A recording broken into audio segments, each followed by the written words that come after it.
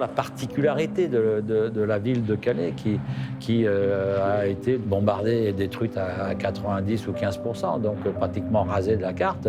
Il y a un esprit de reconstruction, il y a un esprit de volonté de ne pas accepter l'adversité, de volonté de se bagarrer, de volonté de chercher ensemble, pas individuellement, mais ensemble, à faire quelque chose qui va nous permettre de sortir de l'ornière.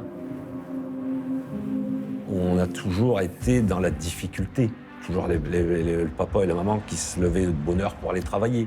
Ça vient aussi naturellement par rapport à une éducation que vos parents vous donnent.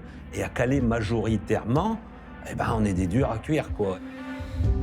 On est une terre de travail, d'ouvriers, etc. Donc on nous a toujours inculqué que pour réussir, il fallait travailler. Si on voulait quelque chose, il fallait travailler. Donc je pense que ça vient aussi un peu de là. Allez Benoît, allez poitrine. C'est une ville de football. On n'est pas d'Angleterre, donc quand même on est proche du foot anglais. Hein. Il y a quelques joueurs anglais qui sont déjà venus jouer ici. Les Calaisiens quelquefois vont voir les matchs. Les gens du Pas-de-Calais, les gens des Hauts-de-France, puisqu'on parle comme ça maintenant, sont des gens chaleureux. J'espère m'éclater samedi en famille. Vous allez vous éclater? Ah oui, tout à fait, on s'éclate. C'est des gens qui ne calculent pas et ils ont une qualité incroyable. Pour eux, rien n'est grave. Une nuit d'enfer. Et une nuit d'enfer, c'est terrible. Et puis j'ai perdu ma femme. On l'a perdu, je sais pas, doit être Caralance, je sais plus c'est quoi. Attention, l'Estavel qui centre. Et le troisième. J'ai beaucoup d'affection, d'amour pour eux. Parce que d'abord, ils ont fait rêver une ville. Ils ont apporté un bonheur incroyable à une ville qui est en difficulté. Beaucoup d'émotions. Ils m'ont fait pleurer jusqu'au bout. Parce que des mecs qui ont autant de cœur que ça, on n'en voit que dans le Nord. Ils se battent pour y arriver, quoi. Donc là, les joueurs, pour eux, c'était l'occasion de se mettre en lumière, hein, dans une ville qui était, sinistrée.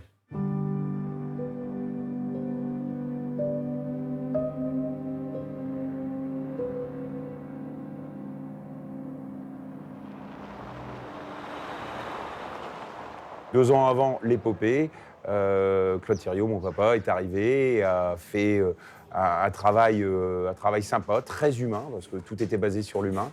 Et j'ai envie de dire, l'épopée, c'est 3 clés d'or.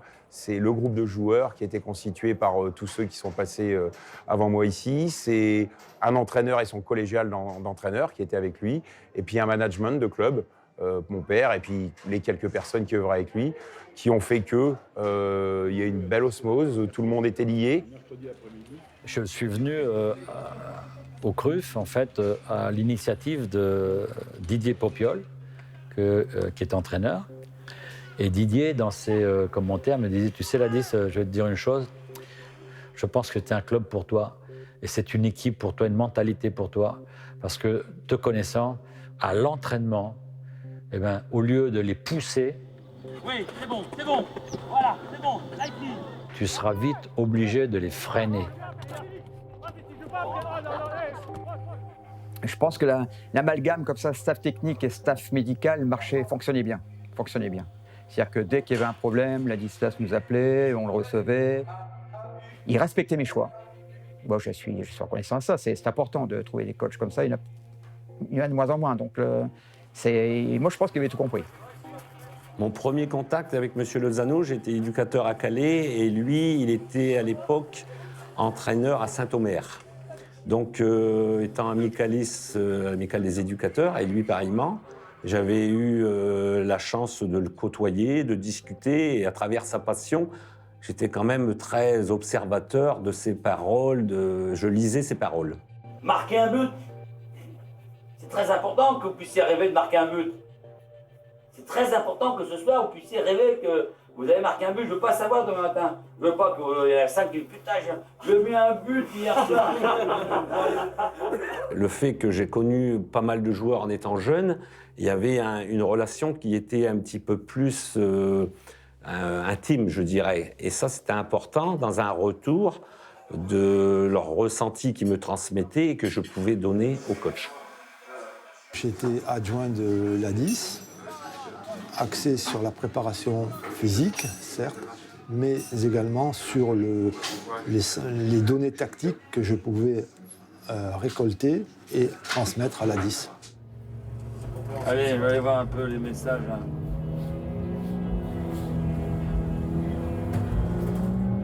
Le Cruf jouait en CFA et je peux vous dire qu'il n'y avait pas beaucoup de spectateurs au stade Julien-Denis. Et les résultats n'étaient pas tellement favorables à Pour-Calais. Ils avaient des résultats un petit peu en dents de scie. On avait à l'époque les ambitions de tout club de CFA, 4e niveau du football français, donc l'espérance de pouvoir vivre un 32e de finale. C'est un petit peu le Graal pour une équipe amateur de jouer un 32e de finale. Et donc on est né dans cet état d'esprit. Il faut savoir qu'en décembre 99, le club il est pratiquement à 2 doigts d'avoir la clé sous la porte, quoi. Hein? Et donc voilà, on est dans cet état d'esprit pour les personnes comme moi qui sont un peu au courant. Les joueurs, eux, non, ne le savent pas, et bon, ils se préparent et ils ouvrent la partie pour l'aventure, quoi. Voilà.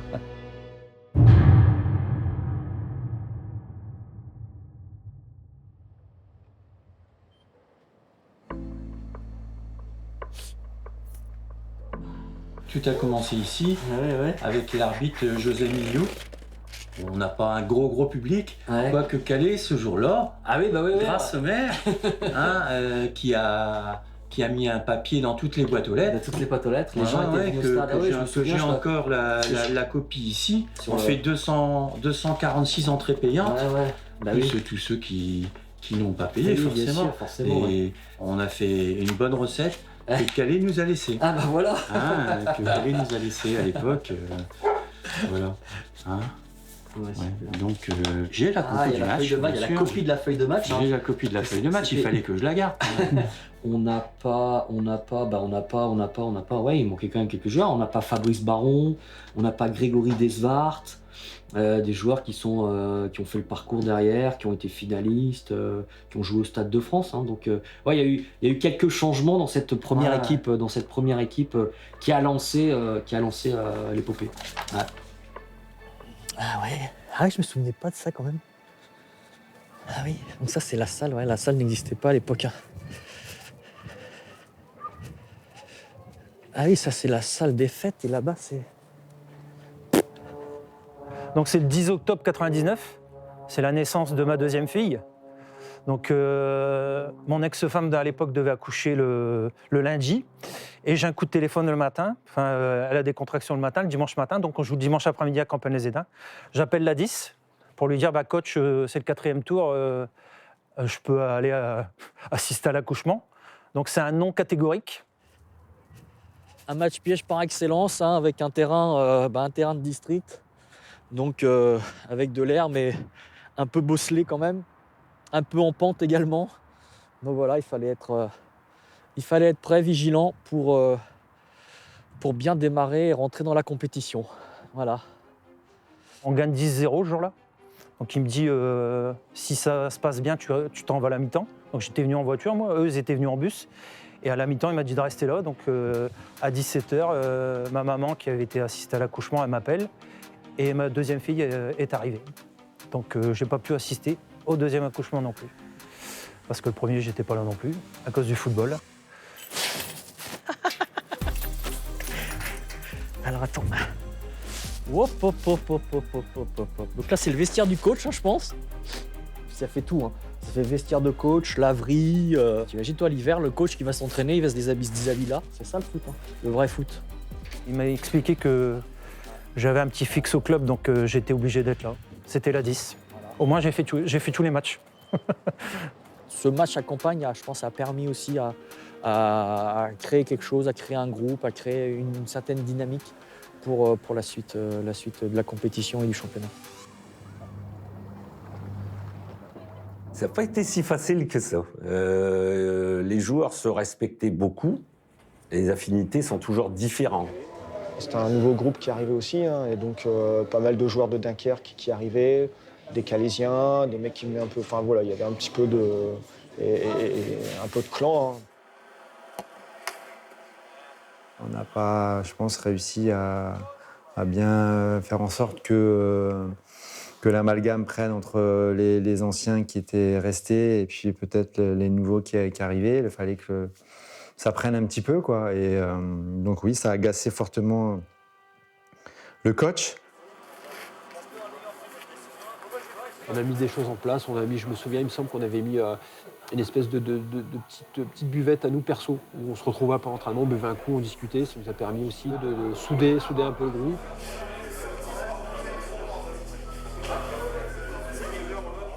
Cette équipe de Calais, c'était un pulse au départ. Ils n'ont rien à voir ensemble. Et puis avec le temps, ils ont à voir ensemble. Et Lozano était l'entraîneur qu'il fallait pour ce pulse. C'est pour ça que je ne permettrai à personne de s'accaparer le bon fonctionnement de l'équipe de Calais actuellement, à part moi et mon staff technique et mes joueurs. Je leur donne tout. Tout ce que je peux leur donner, je leur donne. Je leur donne pas mon corps parce qu'il est réservé à ma femme, mais pour le reste, je leur donne tout. On savait de quoi on était capable, on était sûr de nos forces, puis je crois qu'il y a beaucoup de gros caractères aussi dans l'équipe. Ce qui fait que, à partir du moment où tout le monde allait dans le même sens, tout le monde apportait quelque chose. Ils ont tous un rôle particulier à jouer, mais ils le jouent ensemble. Et puis, ils n'ont rien à perdre.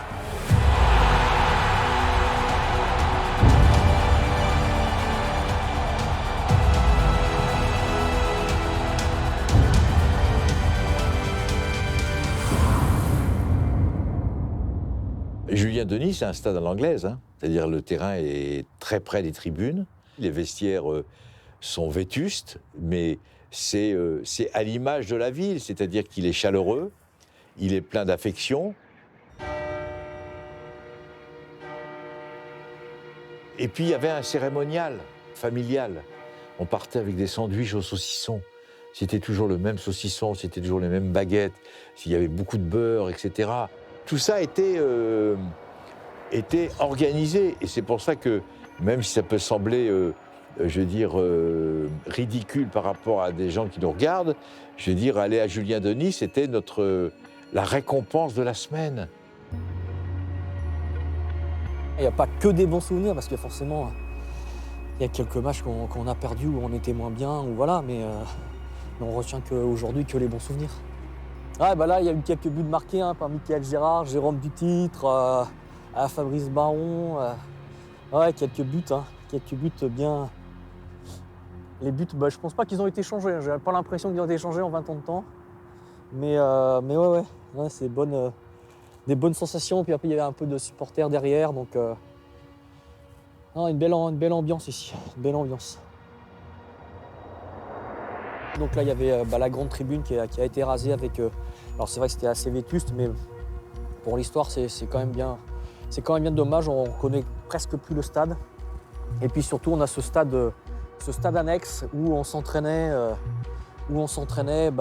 avec un éclairage très limite. Je me souviens de séances d'entraînement là où aujourd'hui on peut considérer que c'est un terrain de golf par rapport à ce qu'il a été quand moi je jouais en tout cas. À l'entraînement, c'était un sketch. On s'entraînait sur le terrain annexe, il n'y avait même plus d'herbe.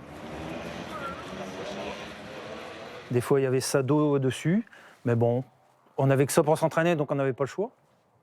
J'ai indiqué que cette équipe était composée de joueurs qui étaient très, très méritants. Vous avez observé comme moi les conditions de travail dans lesquelles ces joueurs s'activent, qui sont des conditions démentes. Vous avez vu notre pain quotidien, le terrain annexe, qui est une honte. Je m'en souviens, il y avait quand même des cailloux, des morceaux de verre pas cassés. Enfin, j'avais des joueurs en soins, des fois ils étaient ouverts au niveau des genoux, des chevilles, parce qu'ils tombaient sur un caillou ou un silex. C'était la guerre. Ah ouais. Et puis, t'avais pas le choix. Hein. Si tu voulais être dans le 11 de départ ou même dans les 16 ou les 14 quand c'était championnat, fallait tout donner, 3 fois par semaine.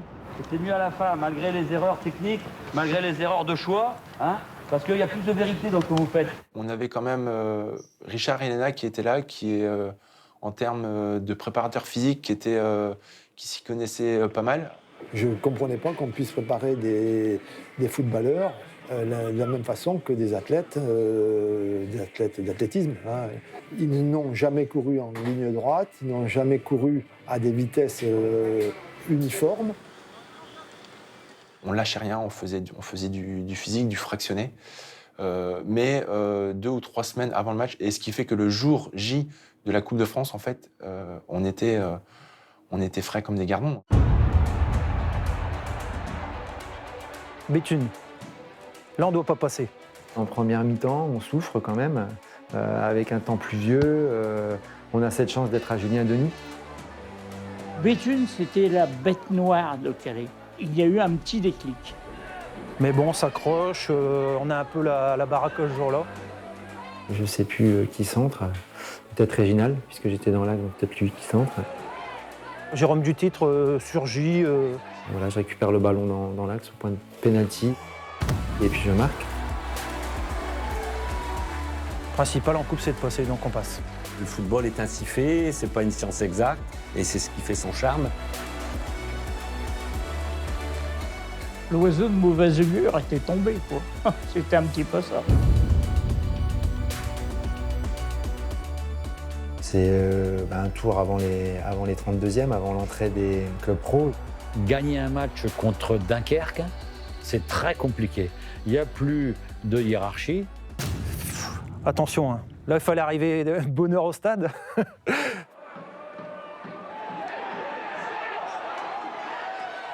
Donc on mène 2-0 au bout de 10 minutes de jeu.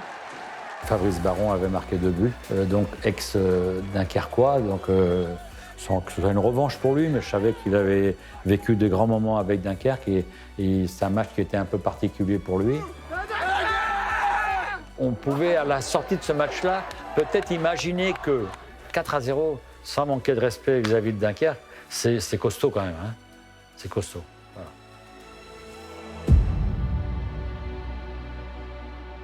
C'est vrai que c'était le petit poussé, les travailleurs de nuit, de jour, les étudiants. Le lundi, je retourne au boulot et puis voilà, on faisait le match. Et... Non, c'était sympa. Je pense que ça nous a permis aussi de rester, avoir les pieds sur terre. Et puis on savait d'où on venait, on savait les efforts qu'on fournissait. J'ai eu pas mal de médias qui sont venus voir comment ça se passait en fait pour la reprise de boulot et ils sont un peu étonnés que je sois revenu au boulot. Mais bon, la vie continue pour nous et donc notre vie, c'est travail plus foot. Donc cette partie-là, c'est le travail. Personnellement, j'ai toujours travaillé à côté depuis l'âge de 17 ans, donc on n'a pas changé notre quotidien. Moi, personnellement, à l'époque, j'étais dans l'import-export, donc je me levais à 2h du matin pour prendre mon poste à 3h. Et jusqu'à 11h du matin, où c'était l'inverse, 11h du matin à 19h, et ça 7 jours par semaine avec de temps en temps un jour de repos. Il y avait des joueurs qui arrivaient fatigués de leur journée. Le premier quart d'heure était difficile, mais dans l'entraînement, au contraire, c'était de nouveau naturel de retravailler dur, quoi. Je me doute que quand on est pro, on va on va aller jouer à Calais, petit stade, il pleut, il y a du vent, putain, ça va être galère, quoi. On n'a pas trop envie, donc on était vraiment à bloc. Lille, qui est leader de la Ligue 2 à l'époque avec 14-15 points d'avance sur son second, c'est une équipe de L1 qu'on a rencontrée en fait, quoi. Et ils nous avaient battus l'année dernière, c'est eux qui nous avaient sortis en Coupe de France. Il y a quand même un fait marquant, c'est que leur entraîneur Ali Ozik est grippé et il n'est pas présent. Et c'est l'adjoint Motet qui coach. Ça a été un petit plus quand même.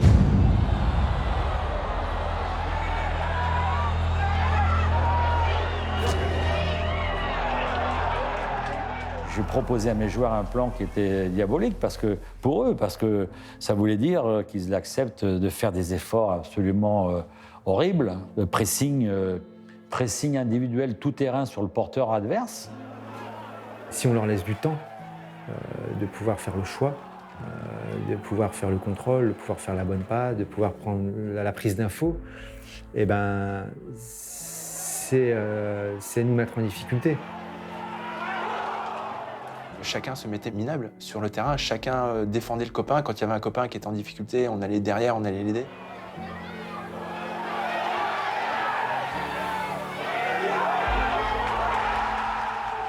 C'est ça aussi qui faisait notre force. Et quand on dit qu'on était solidaires, c'était ça. On croyait en nous et puis on voulait montrer un petit peu qu'on aurait peut-être pu faire quelque chose dans le foot. Allez, gars, allez, on lâche rien maintenant, hein. On lâche rien maintenant. Vous savez, les tirs au but, on a coutume de dire dans le milieu que bon, c'est au petit bonheur la chance. Pas du tout. Les tirs au but pour une équipe, c'est on sait faire ou on ne sait pas faire, on se prépare, on fait ce qu'il y a à faire ou on passe à côté.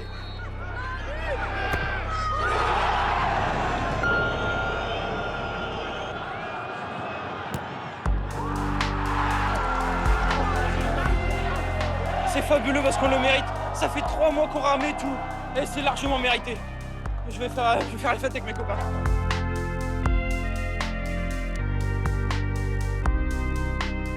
Les anciens ont évacué un petit peu cet échec de l'année passée. 4 ans et demi de travail acharné, effréné, et une confiance en nous qui n'a pas de limite aujourd'hui.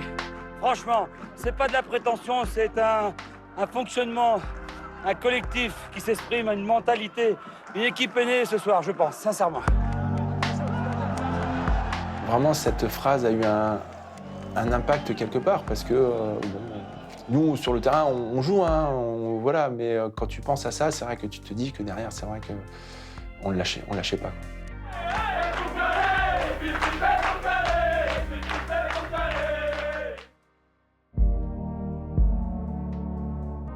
Vous tirez Lango-Casté, CFA2, un cran en dessous, si vous ne passez pas, ces efforts que vous avez faits auparavant contre Lille et Dunkerque sont anéantis. Physiquement, on était prêts, il ne pouvait rien nous arriver, quoi. Tellement sur l'aspect athlétique, on était puissants.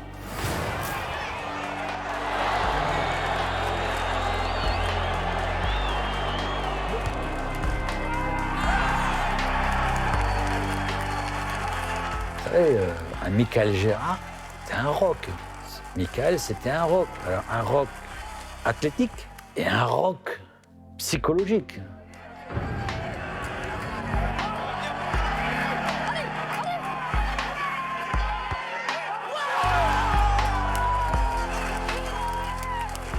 On joue chez nous, on n'a pas le droit de manquer de confiance.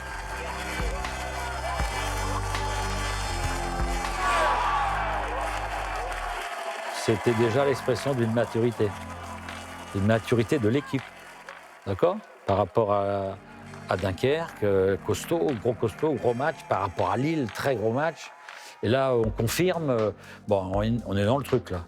On est dans le truc.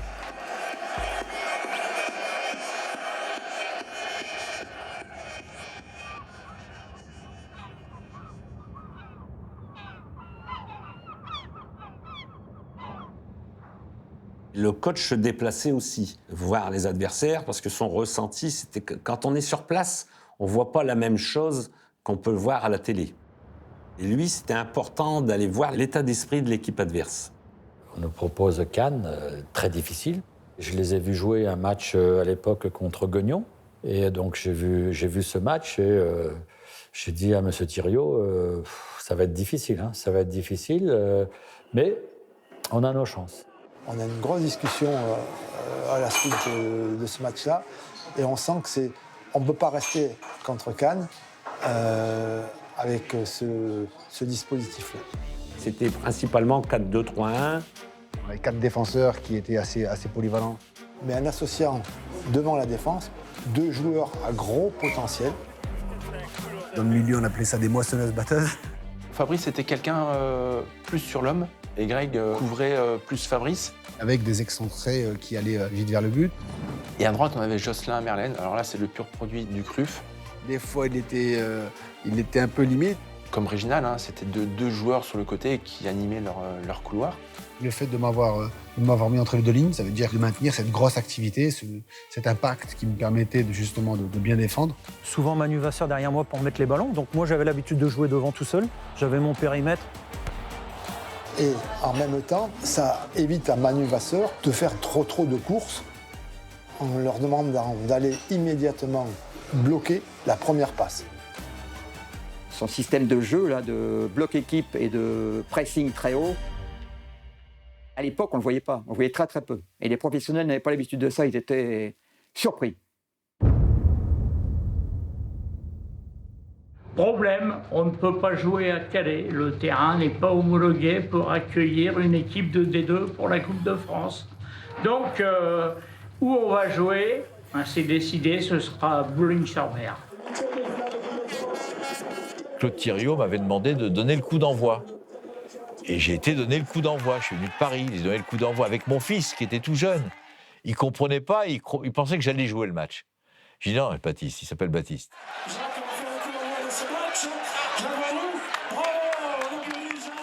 J'ai vécu tout le parcours avec mon fils. Comme j'avais vécu toute mon adolescence avec mon père et mon grand-père, j'ai vécu tout le parcours de Calais avec mon fils Baptiste. Tous les matchs, on les a fait ensemble. Tous.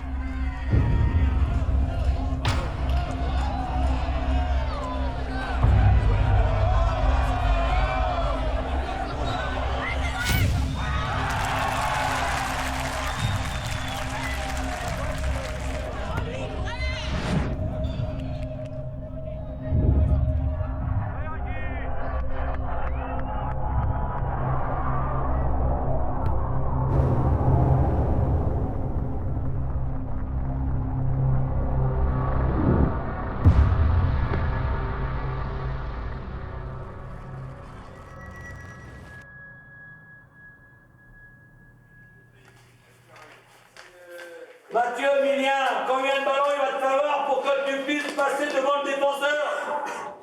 Moi, je suis Mathieu Millien, Jérôme, Manu, ils sont en train de déborder, mais je suis déjà devant mon défenseur.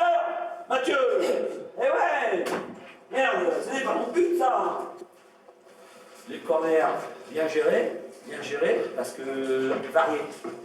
À deux, tout seul, direct, pour le photo, machin, tout, donc c'est bien. Hein? Mika, tu peux mettre un sac. Christophe, tu peux me mettre un sac, d'accord? Mais avec de la préparation, sans précipitation. Contrôlez-moi ce ballon, bien placé, bien penché devant. Et là, vous serrez les poings, là. Vous frappez, là, et ça va rentrer. On en met un, les gars, il fait ce qu'on. Allez, là!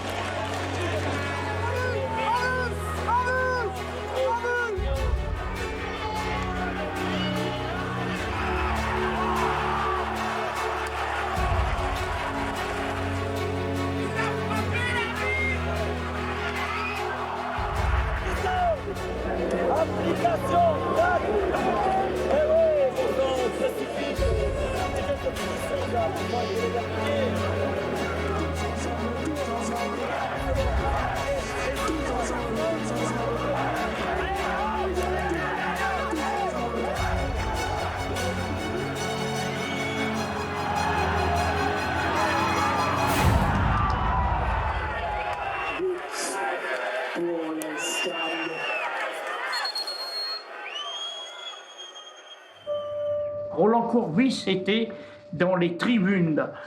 Et au moment où Cannes met le but, Courbis s'en va téléphoner tout de suite à ses amis de Cannes. Il descend vite dans le couloir pour dire ça y est, on a marqué, on passe. Et quand il revient, Calais avait égalisé. Christophe Hogarth qui se jette parce que lui, il était capable de plonger dans les pieds de l'adversaire. Donc elle passe devant le but et moi je surgis au deuxième poteau. Et en gros, je mets une tête plongeante, j'atterris dans le but à moitié, j'ai failli prendre le gardien. On tremble pas et on fait la différence dans le mental. De frapper ses pénaltys avec détermination. Et là, c'est Cédric Schill qui sort le grand jeu. Sur les trois, voilà, j'en sors deux. Et puis Michael Girard qui met le pénalty gagnant.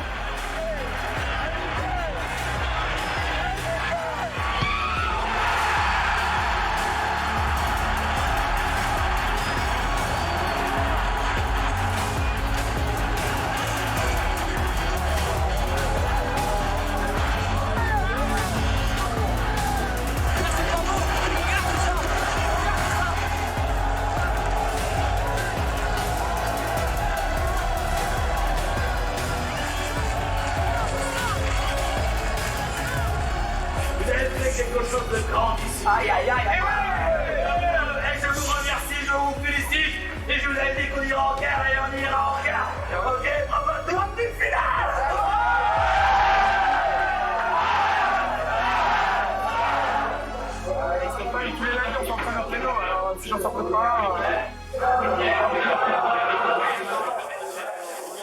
joueurs savaient ce qu'ils avaient à faire sur le terrain. Lui donnait les bases. Après, il les bougeait à l'affect.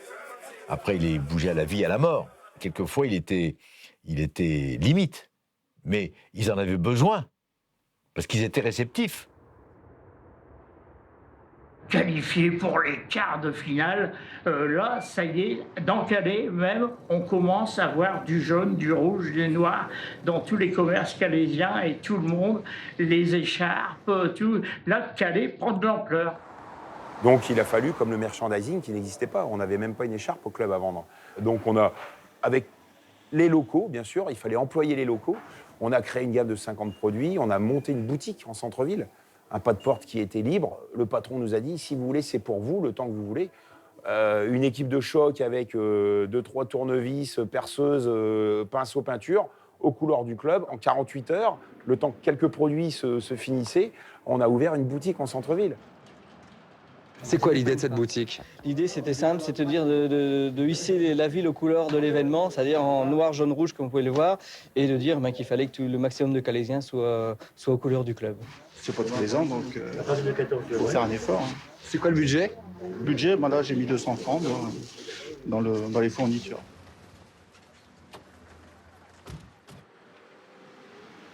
Jacques Vendroux m'a dit, il faut que vous fassiez des points presse, parce que c'est la vérité, c'est comme ça que ça s'est passé. Hein? Elle dit, ah bon, Jacques, des points presse, mais c'est quoi un point presse? Je gérais un petit peu je l'aidais dans la gestion de son agenda, parce qu'il y avait un flux considérable de journalistes. Plus les tours passaient, plus il y avait du monde qui se présentait et il fallait assurer. On a décidé avec l'accord des participants donc, de filtrer les interviews, les potentiels moments que chacun pouvait avoir à passer avec la presse. C'est à nous de ne pas faire n'importe quoi non plus, et essayer de refuser quelques interviews et puis prendre plus de temps avec sa famille, parce qu'en ce moment, c'est pas évident. Ça devient limite. Donc si tout le monde souhaite qu'il y ait un événement, qu'il se passe quelque chose, et il va se passer quelque chose de grand. Et pour que ça puisse se passer, il faut protéger l'équipe.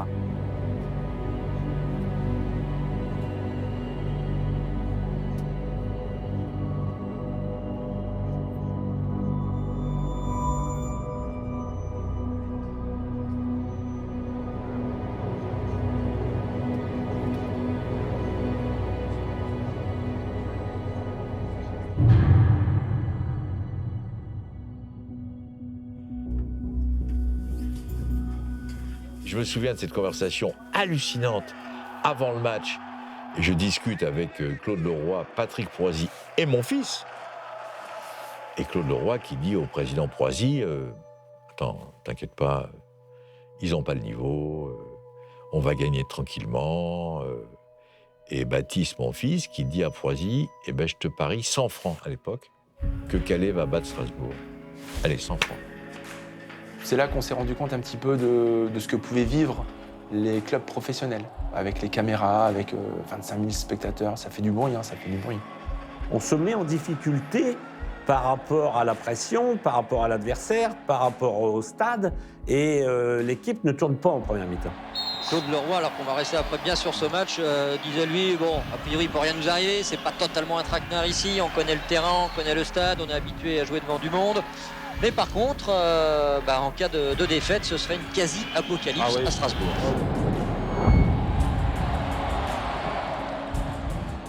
Quand un amateur joue contre une équipe de Ligue 1, la pire des choses, c'est de prendre un but d'entrée. Eret qui a pu écarter, et si ce n'est le seul joueur aujourd'hui strasbourgeois formé au club. On sente la remise et dans la surface la frappe et l'ouverture du score, elle est signée Olivier Echouafny à la 6e minute de jeu. C'est le scénario que Ladislas Lozano espérait ne pas voir. Et ça commence encore mal. Voilà, en fait, c'est vrai qu'en racontant les choses, ça commence mal à chaque fois. Beaucoup d'entre nous, à ce moment-là, se sont dit « Ouh là là, c'est peut-être ce match-là qu'on va en prendre une bonne ». On savait, par exemple, que Debès, le gardien de but, c'était clair et net. On savait que ce garçon avait des problèmes de prise de main. On a espéré pouvoir en profiter comment? Les frappes dans les 16-50 à une touche de balle, comme ça vient. Comme ça vient, parce que de toute façon, il y a derrière peut-être une deuxième chance. Gérard, c'est bien fait, la frappe de Gérard, l'intervention de Debès et l'égalisation calaisienne.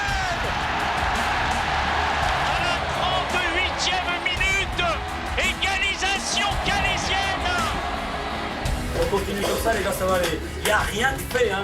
Les gars, il n'y a rien de fait. On continue à jouer de l'avant. On continue, mais sans s'enflammer. On reste calme. On reste calme dans la tête. Si on est fort mentalement, et on l'a déjà démontré, je vous avais dit qu'on allait passer, on fera le truc. La pression sur le cul long, hein. Et les erreurs techniques, vous avez vu le gardien, hein. Il va encore en faire, hein. Ils sont rentrés ici, il y en a deux qui ont explosé une porte, hein.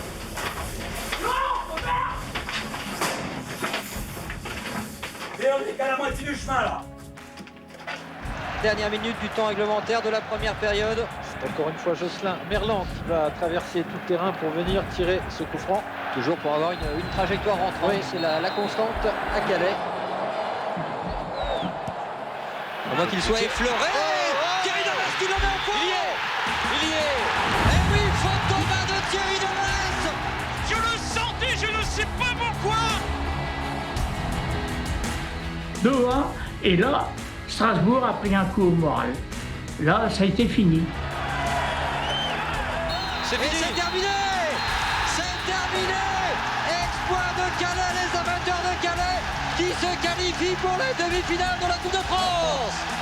Quoi dire de plus? Ça va rentrer dans l'histoire, dans la légende de la Coupe de France.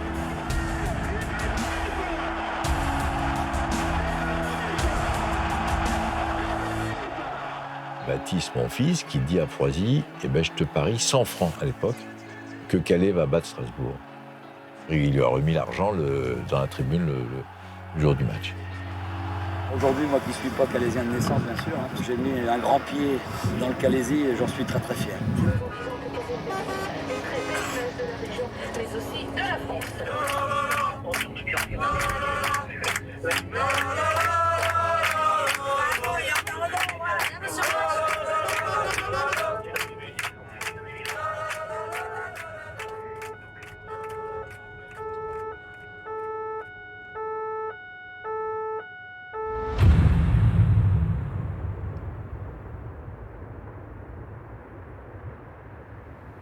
On est au stade de l'épopée, hein, le stade qui porte le nom de notre épopée. C'est toujours un peu d'émotion de venir ici quand même, parce que c'est un grand stade qui n'est pas souvent plein, donc qui n'est pas forcément très utilisé. Donc on est un peu triste quand même. Ce qu'on peut regretter, c'est qu'il soit arrivé un peu trop tard, ou mis trop de temps pour sortir de terre, puisque l'épopée c'était en 2000, il est sorti en 2008. Donc bon, il y a quand même 8 ans. En 8 ans, il s'est passé énormément de choses. Donc bon, c'est un peu dommage et le soufflet était un peu retombé. Mais bon, aujourd'hui, il existe et il faut faire avec et essayer de, en tout cas pour la ville de Calais, pour les clubs de foot calaisiens, d'essayer de remonter à un niveau un peu plus normal, on va dire, pour une ville comme Calais, pour essayer de le remplir un peu plus souvent ou d'avoir un peu plus de monde un peu plus souvent. Là, j'ai la charge d'une équipe professionnelle. On a été au fond des choses pour pouvoir libérer les joueurs au maximum par rapport à, entre autres, ce fameux J-10 là, que l'on voulait absolument respecter. Et dans ces 10 jours-là, j'avais à ma disposition une équipe professionnelle. Alors je suis très content, moi, de ce que j'ai eu en revenant. J'ai vu une équipe transformée. Entre l'aller et le retour, vous n'en êtes même pas rendu compte. Et bien vous n'en êtes même pas rendu compte. Mais l'équipe, elle est transformée. Elle est transformée et ça y est. Là, depuis tout à l'heure, depuis après l'entraînement, il faut que vous sachiez, ça y est, moi j'ai le sentiment que mon équipe, oh, elle est en train de monter, elle est prête, elle est en train de se préparer. Voilà. Alors cette dynamique-là, je vous interdis à tous de la casser. On doit donner plus demain. Et Bordeaux, dans certaines circonstances, dans certains moments des matchs qu'ils jouent, il n'est pas plus fort que Strasbourg ou Marseille ou je sais pas quoi. On s'en fout des circonstances, expulsion, pas expulsion, machin et tout. On n'en a rien à foutre de ça. Le résultat, il est là. On est passé. Qui saura dans 25 ans qu'on a battu Lille et Cannes au pénalty? On s'en fout, ils ne savent plus. Mais à occasion, même dans 6 mois, ils ne savent plus, les gens. On va se lever à 7h30 et on va prendre le petit déjeuner à 8h. D'accord? Mais on le prend ensemble. Hein? On le prend ensemble. S'il vous plaît, les gars, s'il vous plaît. L'unité, c'est aussi ça. Je peux vous dire que ça marque, hein? Ça marque, hein? Les gens, ils sont étonnés. Les gens, ils sont étonnés. Mais en plus des gens, Les footballeurs sont étonnés. Et ce qu'il faut que demain, c'est que les Bordelais soient étonnés. C'est ça. Et ça passe par ça aussi, par le petit déjeuner. C'est clair qu'il en fallait bien un. La faute de Fab. C'est la faute de mon ami.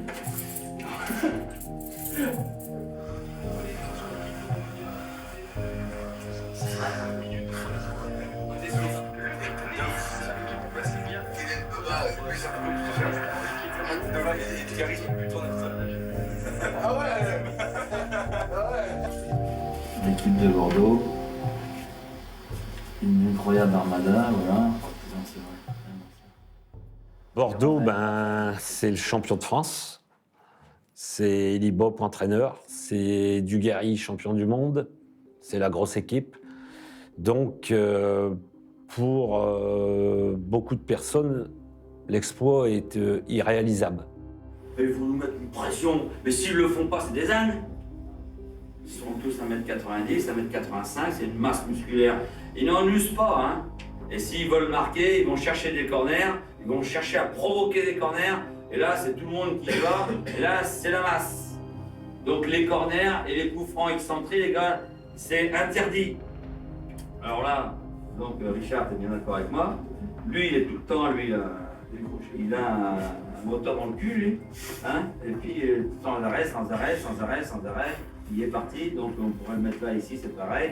Pour jouer par ici, l'attaquant des deux vient toujours là, vient voir ici, il se fait essuyer les pieds sur la ligne, parce que là, sur le godin, ça devient un peu sale. Hein, ici, et puis ça part de là. Et d'ici, là, il y a les 3/4 des buts de Bordeaux qui sont marqués avec un démarrage ici. On n'a pas le droit d'avoir le sentiment à la fin du match de se dire merde, j'ai raté mon match, j'ai raté mon truc, je n'ai pas fait attention, je reste le prochain coup, je ferai rectifier ça. Non. Il n'y aura pas de prochain coup parce que une demi-finale de Coupe de France en l'an 2000 contre Bordeaux, il y a un cul. Ils sortent de la Ligue des Champions, donc je suis sûr que nous, la limite, on a rien à faire. Pour cela, il est gratuit. On a démontré Je crois qu'on a battu un record, je dirais presque mondial. Ce jour-là, il a fallu trouver 600 bus. 600, je dis bien 600. Il a fallu les trouver partout. D'ailleurs, non seulement dans la région, dans toute la France, en Belgique, au Luxembourg, partout. Parce que tout le monde voulait assister à ce match. Et c'était extrêmement impressionnant. Je n'avais pas encore entendu ça. Je n'avais pas entendu celle-là.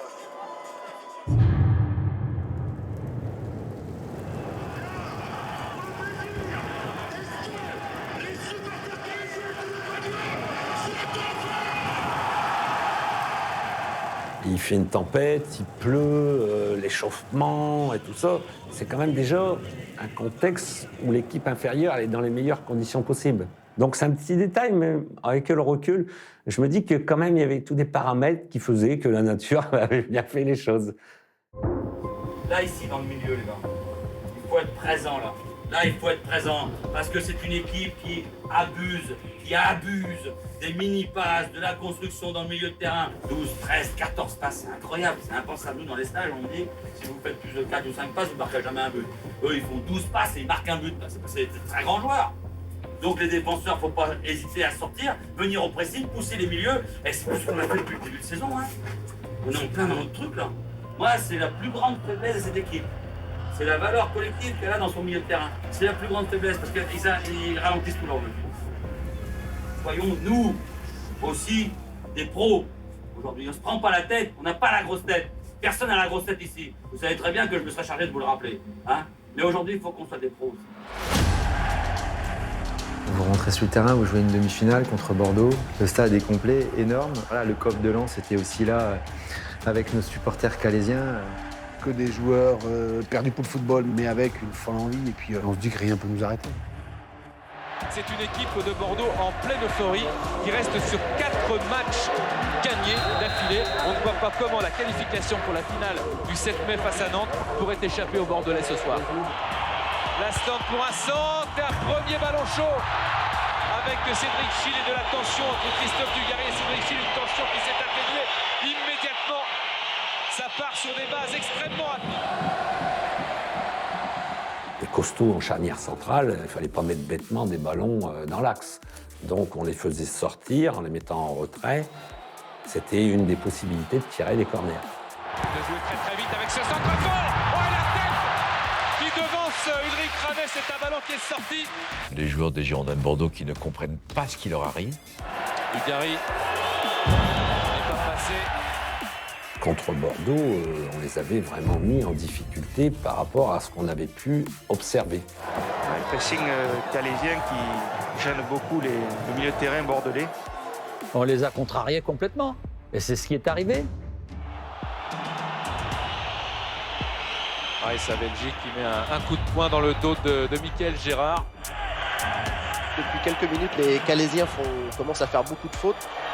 Oui, je crois qu'il y a aussi la fatigue. On se replace avec un peu de retard. Donc, à partir du moment où on a un peu de retard, on a des gestes un peu excessifs et on est sanctionné. L'Asland placé vers la surface de réparation. Vous voyez que les secondes passent. C'est toujours ce score bloqué. Toujours Calais qui résiste.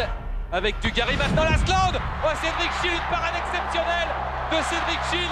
Il a eu un arrêt à faire depuis le début de ce match. Et il l'a fait. Ballon contré, il est passé, Hogard, il est passé. Attention, Christophe Hogard qui tente un extérieur directement dans les bras d'Ulrich Ramet. Il est épuisé déjà, ça se voit sur son visage. Et les Calaisiens qui discutent, ils sentent là, Gérard, parce que nous aussi on le pressent, qu'il y a un coup à jouer encore une fois de plus pour eux. Depuis 6, 7, 8, ils n'arrêtent pas de mettre les en place. Ça suffit maintenant, hein. Ne tombez pas dans les provocations. On n'en a rien à foutre de Bordeaux, d'accord? Alors arrêtez d'aller les voir pour les remonter et les aider à remonter, hein, d'accord? Parce que vous n'en avez rien à foutre de vous. Hein. Vous avez vu, ils vous ont dédaigné. Alors vous les laissez pour ce qu'ils sont. Pourquoi on a des coups de pied arrêtés contre nous? On est trop morts, putain de merde de Dieu, c'est pas possible. Christophe et Greg, vous êtes trop morts. Il faut ressortir, Fabrice et Greg, il faut ressortir. On est en train de reculer sans arrêt. On commence pas, les gars, à paniquer. Il n'y a aucune panique à avoir. On essaye surtout de produire plus de jeux dans l'entrejeu, là où on construit le jeu. Sinon, on ne va pas pouvoir sortir la balle, on ne va pas pouvoir servir nos attaquants. Et finalement, le ballon, il va revenir, on va reculer, on va avoir un coup franc, on va avoir un corner. Et puis finalement, il va se passer ce qui va se passer, c'est qu'on risque de prendre un but. Après, Christophe, tu vas manquer d'utilité. Là, sur le dernier coup, là, tu dois servir Michael. Hein, on ne va pas avoir 50 occasions comme ça. Hein.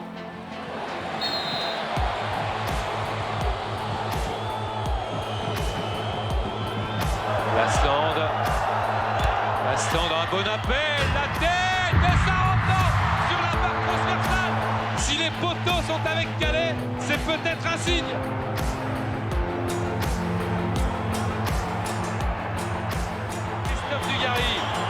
Christophe Dugarry, son collègue Baski la frappe, et Cédric Schill magnifique, qui concède le corner et qui s'est détendu comme un magicien. Cédric Schill est dans un grand jour. Je crois qu'il peut avoir 10 sur 10 dans l'équipe. Une ambiance du tonnerre comme à chaque fois. Ici à Lens avec ce corner tendu, dégagé et repris. Superbe la frappe. Oh, c'est magnifique. 25 000 Calaisiens là, comme ça qui criaient « Allez, Calais », tes supporters sont là. En même temps, c'était extraordinaire ça. Ça porte l'équipe. Les joueurs, ils étaient portés là.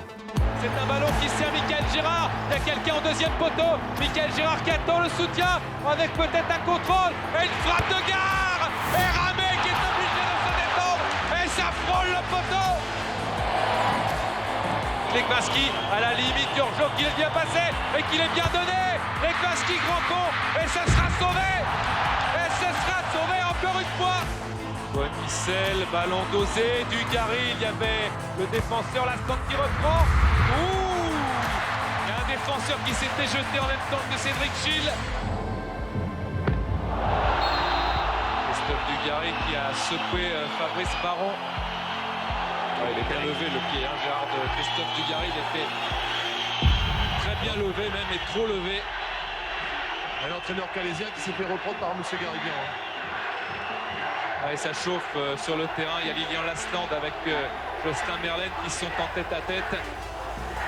Michael Girard attend du soutien, il attend que ses partenaires se placent. Tacle de Savelji qui se relève rapidement. Emmanuel Vasseur, le ciseau retourné pour Ulrich Ramé. Geste plein d'audace et de talent d'Emmanuel Vasseur qui n'a pas trompé Ulrich Ramé. Et les Calaisiens qui se sortent bien du pressing bordelais. Emmanuel Vasseur, c'est un ballon de but avec Michael Girard qui est parti dans la surface de réparation.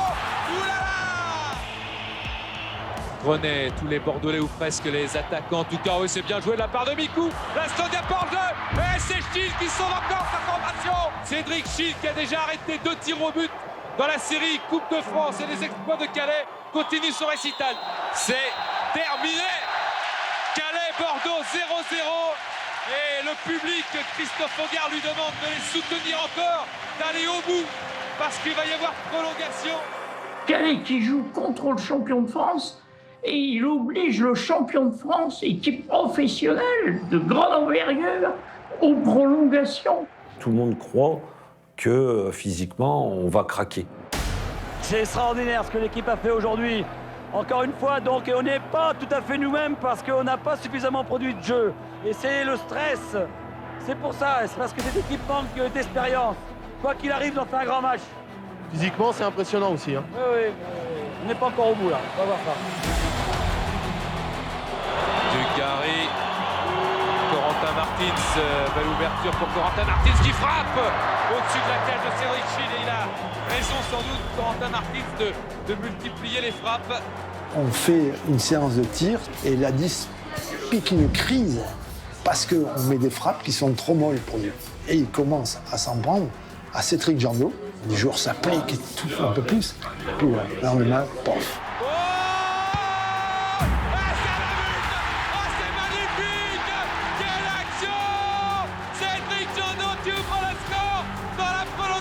Pour Calais, avec ce travail inlassable de Michael Girard qui a pesé sur cette défense, qui a tout fait sauter. C'est le but de Cédric, il est venu d'ailleurs. Oh, le masque d'Eli Pope. Afanou, oh, il cherche le ballon. Michael Girard, il a la balle de qualification. Et Ulrich Ramé qui sauve sa formation d'un véritable désastre.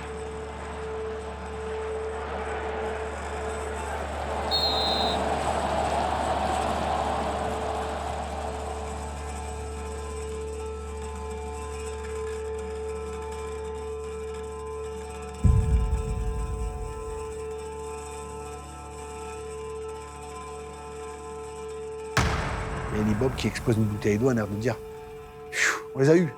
Emmanuel Vasseur avec un centre à Fanou, Canu, et la but! Et c'est la but de Mathieu Milieu pour Calais! Ça va au fond, on ne sait pas pourquoi. C'est ce soir-là, mais on ne sait pas pourquoi, mais elle rentre. Je peux la refaire 10 fois, elle passera 10 fois au-dessus. Mais ce soir-là, elle rentre. Corner avec Savelji qui est là. Il y a également Lekoski qui va remettre ce ballon pour Dugarry. Sanchez qui est dans les airs, ils sont deux. Ah, superbe! Oh, ça a failli rentrer avec Cédric Schill qui a failli rentrer avec le ballon. Attention, l'Estavel qui centre. Et le troisième!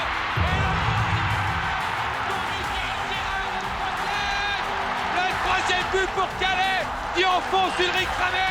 Calais est au Stade de France en finale de la Coupe. Et là, c'est la délivrance, c'est le Stade de France est pour nous.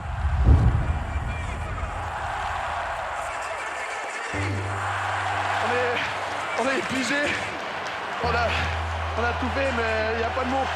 Alors, tout ce qu'on peut faire, c'est de partager avec tout ça, avec ceux qui ne sont pas là, les joueurs qui sont restés. Maintenant, c'est le Stade de France.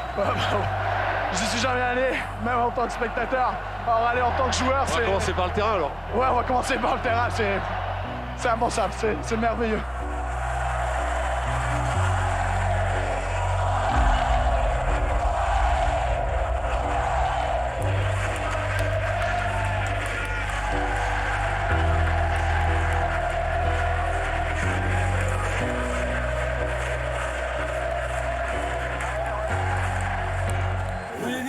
En vous. Je vous ai dit qu'on allait faire quelque chose d'historique et on l'a fait, c'est ça qui est grandiose. D'accord, le Stade de France, il n'est pas trop grand pour nous les gars.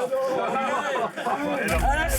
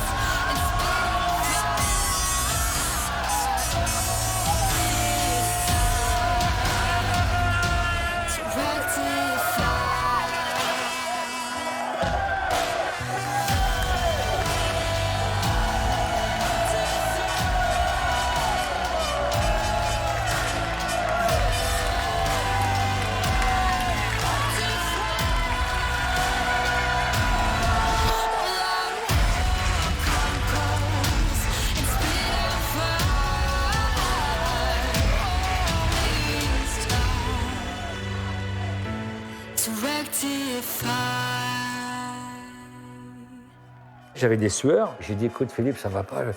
Il faut que tu me sortes de là. On était avec la foule et tout au casino là. En fait, j'ai eu un coup de fatigue, quoi. J'ai eu un coup de fatigue. Je suis arrivé à ma limite.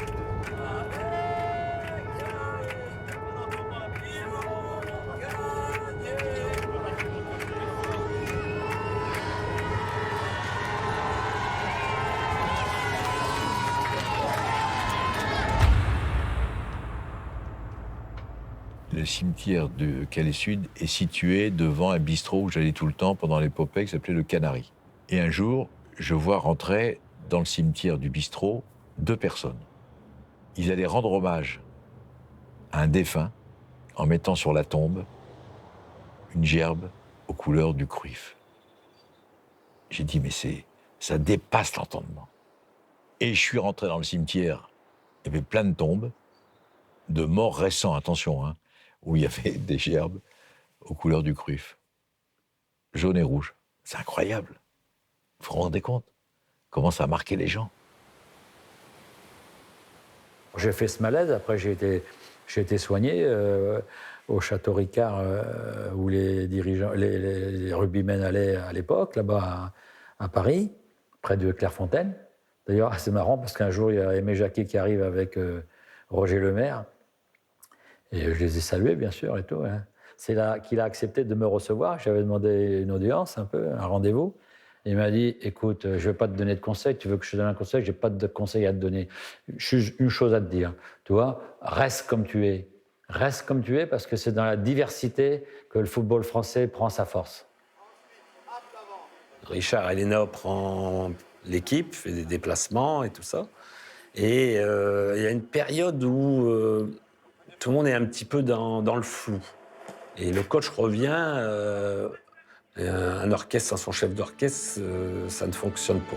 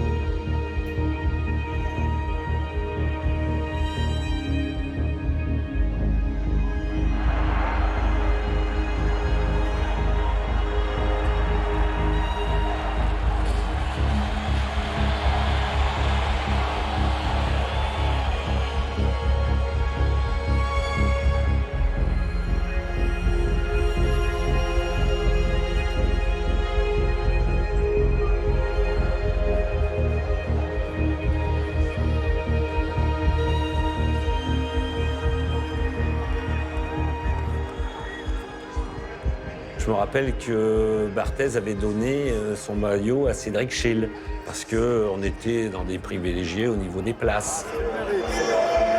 cerise sur le gâteau. Ouais, c'est même plus que ça. Il y a la coupe et tout avec. Tu veux jouer avec? Non, je vais même m'encadrer, je crois. On a vécu des choses formidables. On a été visiter l'Assemblée nationale, on a été manger sur la Tour Eiffel, parce qu'on était invités. Lynn Renault, elle s'était déplacée, elle se disait ambassadrice de l'équipe, comme ça. Donc, et puis tous les messages qu'on pouvait avoir et tout ça. On vivait dans un autre monde. Hein. J'ai proposé de prendre avec nous tous les joueurs qui avaient participé depuis le début à cette Coupe de France. Eh bien, ça faisait au final 24 joueurs.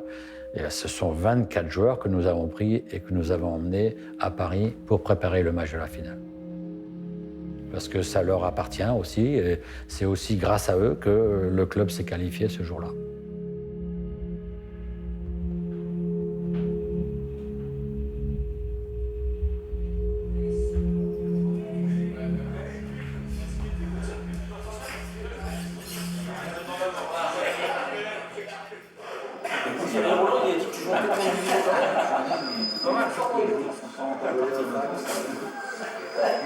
À 8h30 jusqu'à 9h30, 10h moins le quart, vous avez Didier qui est là, qui est à votre disposition. Les gars qui ont des lourdeurs, des douleurs, des contractures ou des je ne sais pas quoi, donc des problèmes particuliers, vous voyez avec Didier. Ok. Et à 10h moins le quart, on est tous ici, ça se passe ici, je sais pas comment ça va être organisé, pour la conférence de presse, la dernière avant le match.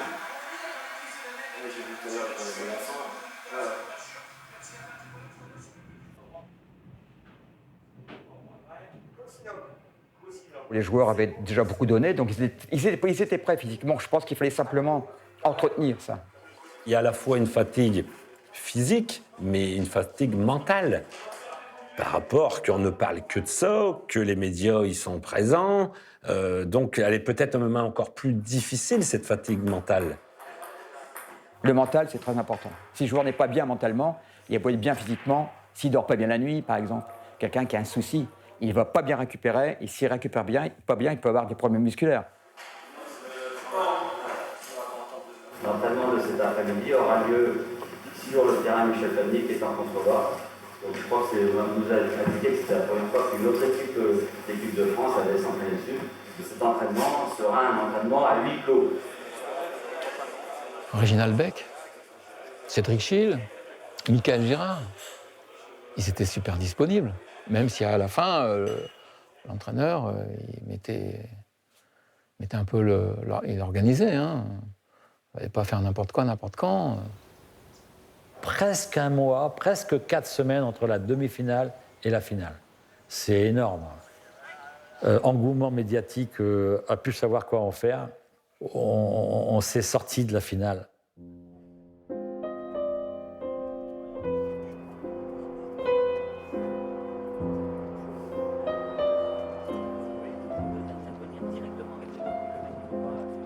Pour être très simple et pragmatique, nous n'avons pas toutes les chambres au château.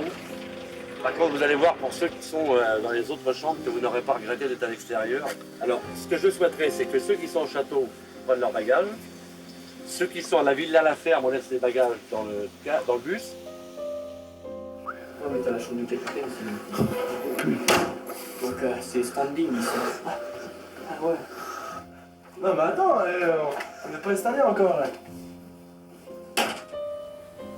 La semaine qu'on avait passée, on était passé par Clairefontaine, après on était allé au Château Ricard. Et nous, on n'avait pas l'habitude de tout ça. On avait l'habitude de s'entraîner 3 fois par semaine. Et là, forcément, on s'entraînait un peu plus. Et peut-être que changer nos habitudes aussi, on fait que. Mais bon, voilà, c'était des choix. Et on l'a fait, quoi. Ouais, ma poule.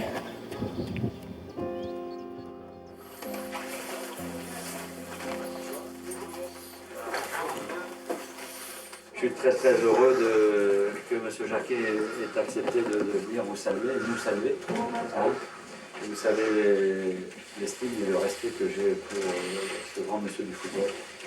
Et si vous voulez bien, ça me ferait plaisir que vous leur disiez un petit mot. Non, je voudrais surtout vous dire combien on est très fiers. Très fiers et très heureux que le terrain donne son verdict. C'est ça qui est important au football. Le football, c'est le verdict, c'est le rectangle vert, c'est le verdict du rectangle vert. Et moi, je me suis battu toute ma carrière comme ça. Rien n'est fini dans la vie. Il y en a qui ont échoué, je sais qu'il y en a qui viennent dans les centres de formation, ils ont échoué, ils n'ont pas échoué. Vous voyez, aujourd'hui, il y a un clin d'œil de la vie. De la vie, comme moi, j'étais foutu il y a 5 ans, j'étais foutu. Puis subitement, la vie m'a donné un petit coup de main d'œil, ben c'est pareil. Donc je vous dis bravo à tous, et puis je vous souhaiterais une grande finale. Grande finale. C'est cette humilité qui dégageait, tout simplement. Et je pense que nous, effectivement, on était en adéquation avec ça, par rapport à ce qu'on pouvait dégager et ce qu'on était, tout simplement. On ne s'est pas pris au sérieux tout au long de cette aventure. On prenait tout ce qui venait.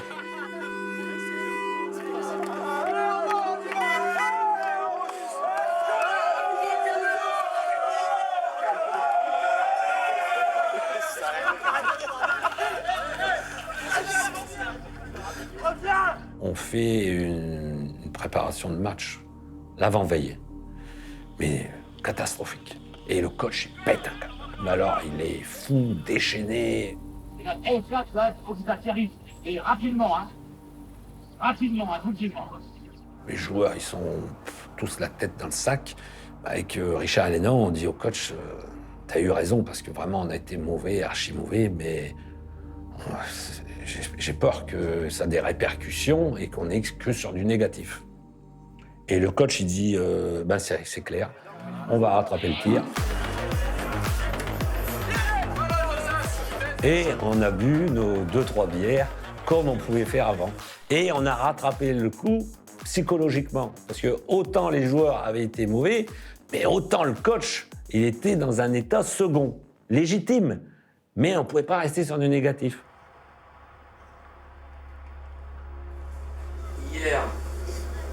Hier à l'entraînement, je vous ai dit des choses. D'accord ? Je ne retire rien de ce que je vous dis. Parce que si on est dans l'état d'esprit et dans la forme, le match de demain, c'est même pas à peine de jouer. Hein. Moi, je vous dis. Vous avez vous aussi à faire ce qu'on a dit. C'est-à-dire travailler sur nos fondamentaux. Et travailler sur nos forces. Et pas sur nos faiblesses.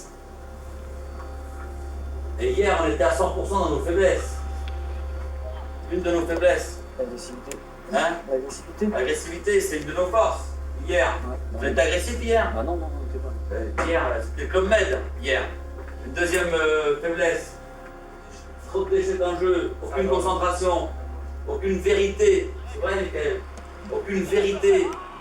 Alors, on va pas continuer comme ça, les gars. C'est pas possible. Largement mieux. Et ça, les gars, c'est un exercice de mobilisation mentale. Hein, de mobilisation mentale, les gars.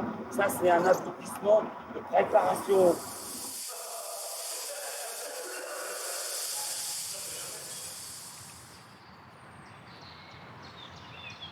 Marquer un but, c'est très important que vous puissiez rêver de marquer un but. On n'a pas besoin de le savoir, il faut le garder pour vous. Il faut le garder pour vous, les gars, ça. D'accord ?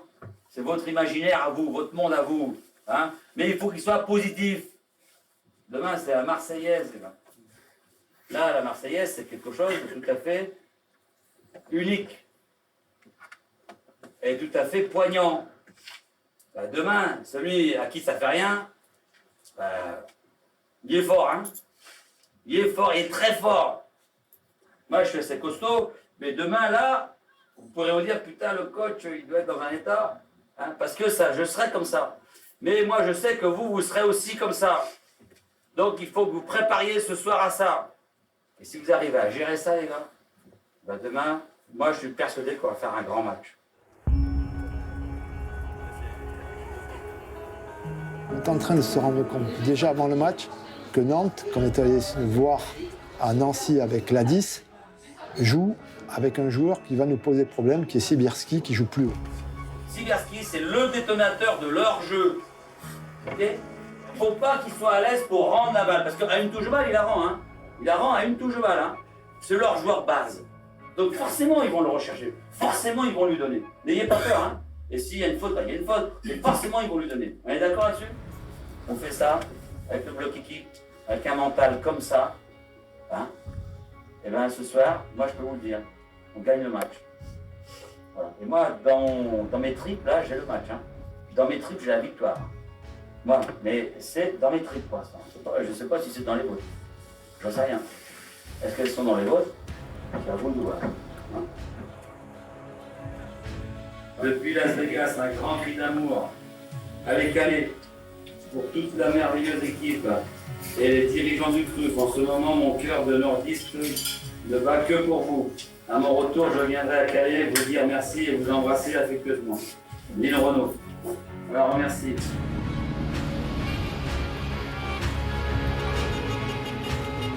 Moi, ça fait 3 ans que je suis là. Je pense qu'on n'a jamais eu une équipe aussi sympa que la vôtre. Et je ne le dis pas parce que c'est vous qui êtes là. Sachez que Paul Ricard vous regarde. Et bien vous le feriez un grand bonheur si vous pouviez gagner. Vous êtes tous très sympas et mon personnel a rarement vu une équipe comme la vôtre. Allez, je vous dis merci. Vous représentez beaucoup de gens.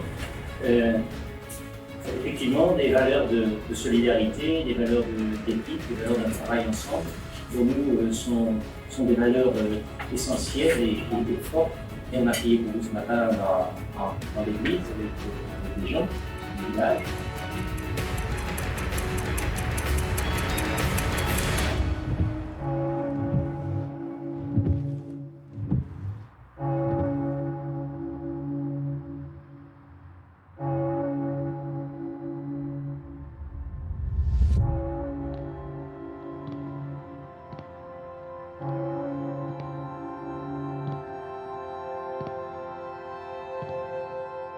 Ouais, c'est ça. Même, ça a été refait là. Ça a été refait, ouais. Il n'y avait pas les tables comme ça.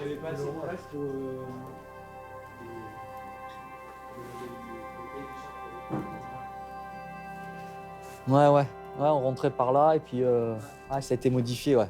Ah, ouais. J'étais là, moi. Ah, ça fait bizarre, hein.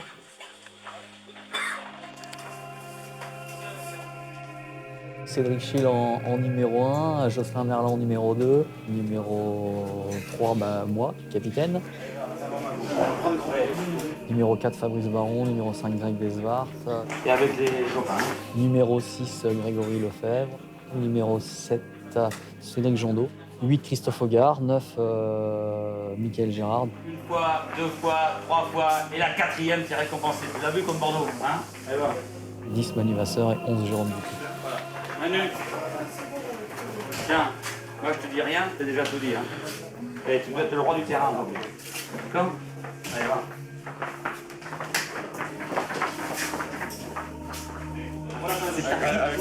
C'est un rituel. Depuis qu'on fait ça, ça nous arrive.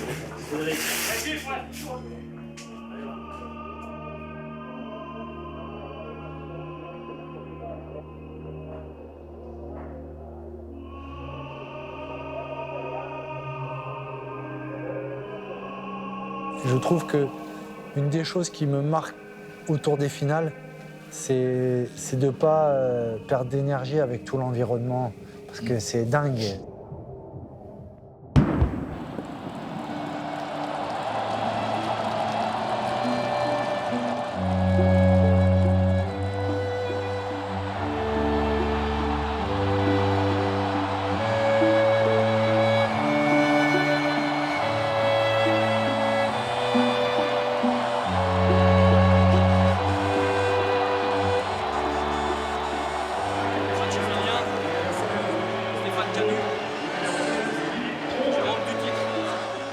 J'ai eu cette chance de faire partie de cette épopée et de ce groupe parce que voilà, je suis arrivé au bon moment, moi personnellement. Pourquoi nous? Je sais pas. Et puis tant pis pour les autres, mais tant mieux pour nous. Voilà, c'est nous, c'est les dieux du foot nous ont choisis pour représenter le foot amateur. Le groupe, 24, et on a gagné comme ça grâce à tout le monde, hein, donc faut pas l'oublier, il n'y a pas que 11 personnes. C'était un modèle à entraîner. je peux vous dire que les mentalités ont changé. Et 20 ans en arrière, je me dis, bah, chapeau les mecs, vous étiez des bosseurs. Ils ne sont jamais sortis de ce qu'ils ont fait. C'est pas ça qui a changé leur vie. C'est fort, c'est fort. Ouais, un beau groupe. L'histoire était très très belle, magnifique. Surtout quand tu t'y attends pas. Elle est encore plus belle. C'était un bonheur, un plaisir en tant que fils d'avoir vu un papa qui toute sa vie avait donné pour les autres et qui méritait bien ce qui se passait. Et je reste persuadé que si on l'avait gagné ce match-là, peut-être qu'on se souviendrait un peu moins de notre épopée. Après coup, il m'a fallu du temps à m'y remettre. J'ai touché du doigt ce que c'était. Donc je prends ça comme une récompense. Beaucoup d'émotions et sans doute quelques larmes, des larmes de joie, parce que pour un footballeur amateur, arriver à cette marche de la finale de la Coupe de France, si on parle d'exploit, ce sera encore trop léger. Alors ce sont donc les joueurs de Calais qui vont donner le coup d'envoi de cette finale, c'est fait.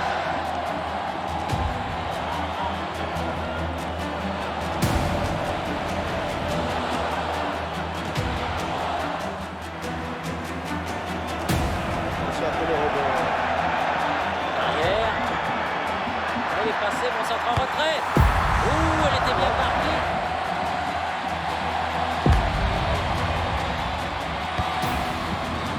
Le gars n'a pas pu contrôler ce ballon, attention pour le danger. Il a frappé, il a topé son ballon, il a écrasé sa balle Anthony Sigarski. Berlin, c'est bien frappé. Ah oui, et bien dégagé par le FC Nantes. Ballon récupéré, oui, non. Je marque ce but, je pars dans l'euphorie. Et puis, je sais pas ce qui me prend par la tête de faire une roulade. Voilà, peut-être que j'avais envie de faire un salto, mais je me suis dit salto, je vais pas bien le faire. Le coach avait dit, Lozano avait dit de penser à des choses positives, ce qu'on pouvait faire sur le terrain. Et c'est vrai que moi, j'avais pensé pouvoir marquer en finale.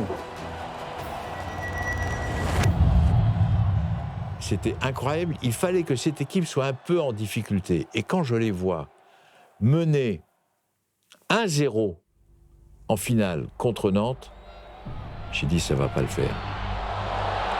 On a joué avec un peu moins de pressing. La performance collective, la performance technique collective était d'un moindre niveau ce jour-là.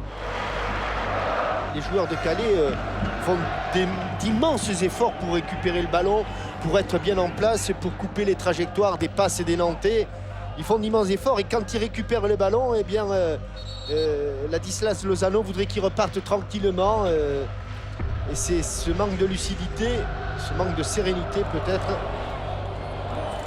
Le match, il est arrivé, je pense, un peu trop tard, dans la suite des événements de quart, de demi, etc. Il y a eu un trou. Ce trou nous plonge un petit peu. Il y a l'effervescence, la fatigue se fait sentir. Intervention de Deswart, Lefebvre, la lutte avec Fabry. Tous les enchaînements sont faits sur un décrochage. Décrochage devant, ping, pam, pam, pam. Alors laissez faire. Il faut la lâcher, la balle. Manu, il faut la lâcher. Ok? Ensuite, toi, Manu, putain, c'est pas possible, bordel de merde. C'est le deuxième but qu'on met là. Et t'as un défenseur qui est là et t'as Mickaël qui est là. D'accord? Il vient comme ça. Et toi, tu lui mets dessus, mais comment il faut que je te le dise? C'est là qu'il faut la mettre, la balle. Merde. Là, de long de la ligne. Et il va au but, Mickaël. Il faut se faire voir. Greg, touche pour Calais. Greg, il est là. Il y a 78 787 plus 1 spectateur. Voilà. Greg le fait, il est là. Et vas-y. J'en peux plus. On se décale le poing, rien. Arrête un petit peu. Hein? Alors ça, c'est pour tout le négatif, ça. D'accord? Parce qu'il faut rectifier ça. Il faut être capable de l'entendre, ça. D'accord? Ils vont pousser un quart d'heure, on tient. D'accord? Et après, on commence à jouer collectivement et on va les faire courir. Et là, physiquement, ils vont exploser. Donc, il faut encore faire l'effort un quart d'heure, 20 minutes, les gars. OK? Et à la récupération de la balle, on essaye de construire pour ne pas perdre ce ballon tout de suite derrière. C'est dur, hein? C'est dur, hein? C'est dur parce que je sais que vous êtes capable, vous avez compris, hein, que vous jouez plus à l'intuition. Hein, Manu? c'est plus à l'intuition. Il faut jouer, essayer de penser à ce qu'on vous a demandé. D'accord, hein, faites attention à ça. Allez, est-ce qu'il y a des problèmes? Allez les gars. J'espérais inconsciemment qu'il y ait un ressaut, là, un sursaut d'activité physique. Voilà. Bon, je me souviens avoir eu des mots très durs pour Greg Lefebvre, le pauvre. Il s'en est pris plein la tête, mais parce que c'était l'ombre de lui-même.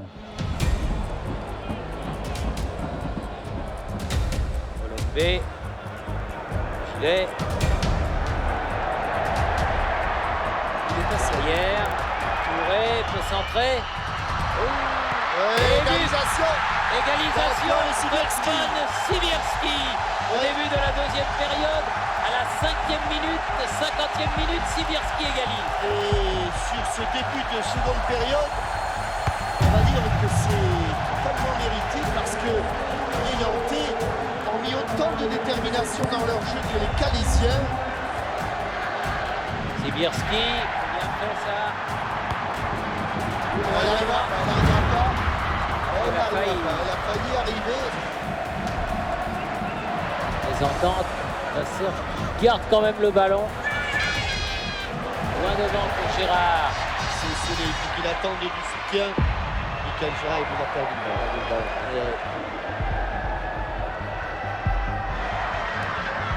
Et un bon centre. Et ce sera un corner. Comme le soulignait Ladislas Lozano, ils sont sans doute moins présents.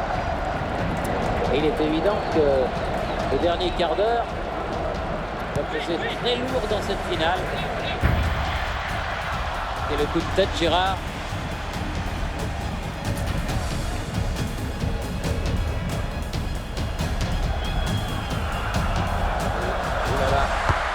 Oh, bah là. Belle parade de Chi. Ah oui, parce que c'était... Belle parade de Chi parce qu'elle partait bien. Elle partait bien, elle était bien partie et elle partait en direction du but.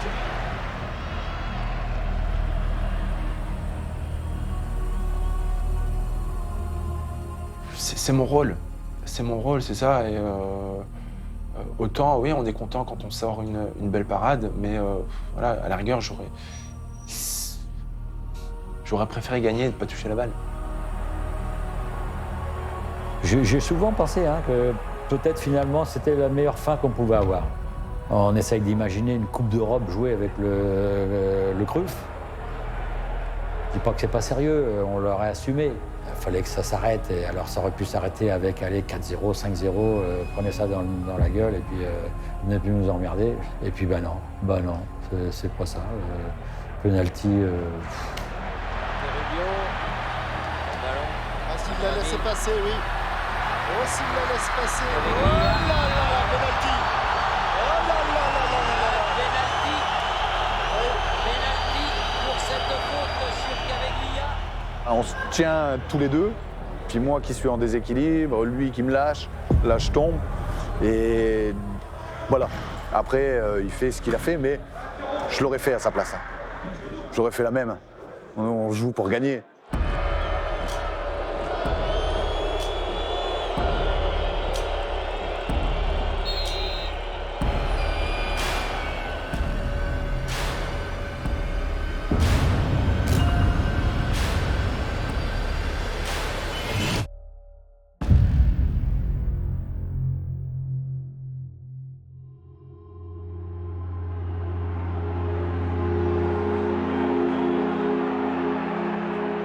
C'est très frustrant, c'est un sentiment de, faut dire ce qui est, ça te fait voler cette, je vais pas dire cette finale parce que tout le monde nous dit vous êtes fait voler, vous auriez dû gagner, mais non, sans le penalty on n'avait pas gagné, on nous a volé la prolongation.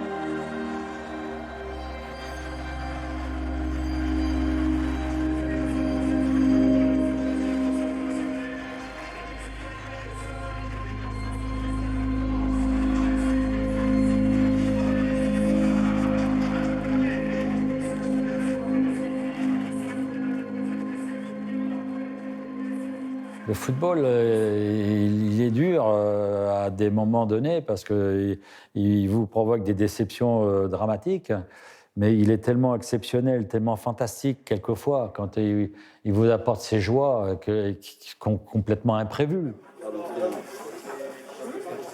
Il y a le président Jacques Chirac qui descend dans le vestiaire, qui dit « je vais embrasser mes enfants ». Enfin, je veux dire, c'est des trucs qu'on ne peut pas oublier, Il se souvient de 2 trucs, Jacques Chirac, en football, que ce n'est pas un fondu de football, la finale de Calais et la finale de 98. Sur les 2 grands événements sportifs de la période. C'était les 2 grandes émotions sportives. Personne ne se souviendra si vous avez gagné. Ça aura été le grand moment de l'émotion. C'était quelque chose d'extraordinaire. C'est toujours fort quand une personne de ce calibre s'adresse à un groupe, quel qu'il soit, en fait. Vous savez, quand le président de la République vient dans le vestiaire, même malgré la défaite, et qu'il nous parle, quels que soient les mots, ce sont des mots qui portent et qui restent. Et bravo. Pour qu'on soit un petit peu joli, c'était un tailleur local nous avait fait faire des costumes. Il était venu après un entraînement pour prendre les mesures de tout le monde, mais personne n'avait essayé ces costumes. Donc après la finale, ça a été la bonne surprise quand tout le monde a enfilé son costume pour aller, bien sûr, avec beaucoup de tristesse pour certains, et tous même j'ai envie de dire, mais pour aller au Lido, pour aller quand même profiter de l'événement et de faire une 3e mi-temps digne de ce nom. Mais il y avait des costumes qui étaient pas forcément taillés. Bon, c'est une petite anecdote comme ça, mais quelques joueurs s'en rappelleront bien sûr.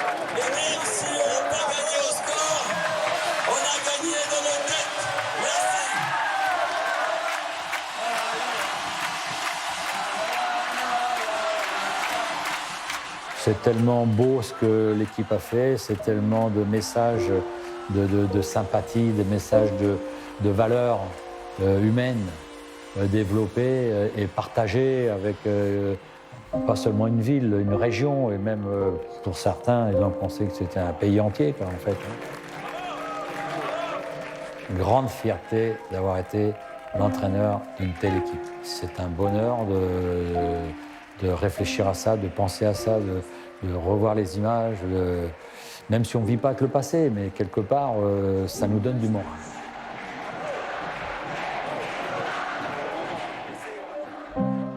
C'était des super mecs, hein, et puis une super bande d'amateurs, voilà, qui ont su, à un moment donné, sur un laps de temps, faire les efforts nécessaires pour ressembler aux pros.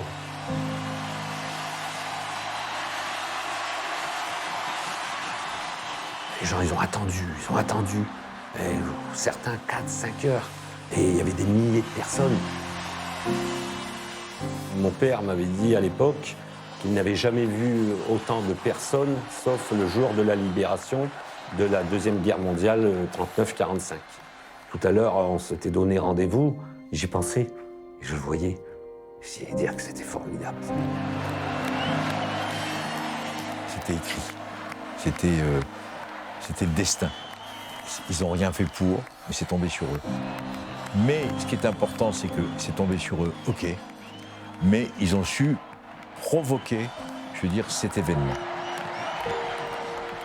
Mais sur 10 matchs, c'est pas du hasard, c'est parce qu'il y a du talent, c'est parce qu'il y a du charisme, parce qu'il y a de la classe, parce que c'est des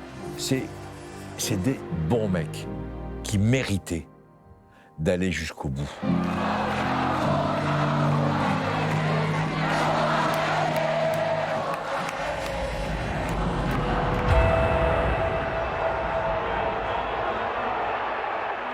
Dès le coup de sifflet final où on me voit pleurer sur le poteau, sur un des poteaux du Stade de France, et puis il y a Mika qui vient me voir et qui me dit surtout ne le prends pas mal à l'oreille, il me dit surtout ne le prends pas mal, mais je me dis ça serait bien que tu viennes soulever la coupe avec moi, donc c'est quand même assez surprenant comme démarche. Je ne savais pas si je devais y aller, pas y aller. J'en parle vite fait avec le coach, je dis voilà, Mika me propose de faire ça et tout ça, qu'est-ce que vous en pensez? Eh ben, je lui dis écoute, qu'est-ce que tu en penses toi? Bah, si vous êtes d'accord, moi je veux bien y aller. Bah, j'ai eu ouais, vas-y, c'est bien, c'est beau, vas-y. Et il est allé. Donc bon, bah, j'y vais. Sans penser à ce que ça pourrait apporter et quelle image ça pourrait donner. Au moment où on soulève, en fait, même moi j'ai une pudeur. C'est-à-dire, comme je suis avec Réginald, j'ai pas non plus complètement la joie de celui qui a gagné. Ça veut dire aux gens, en fait, il n'y a pas de vainqueur. C'est le geste qu'il fallait faire. C'est le geste qui met un terme au film.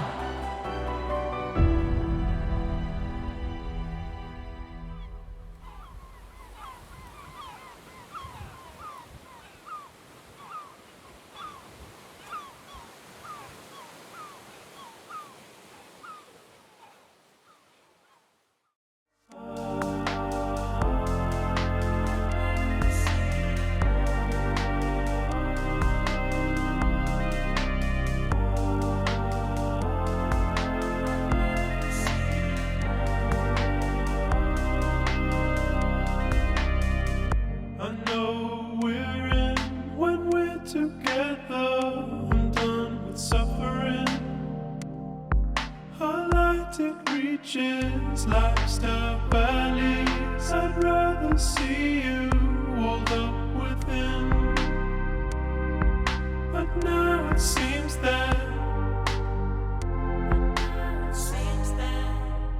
I'm seeking shore.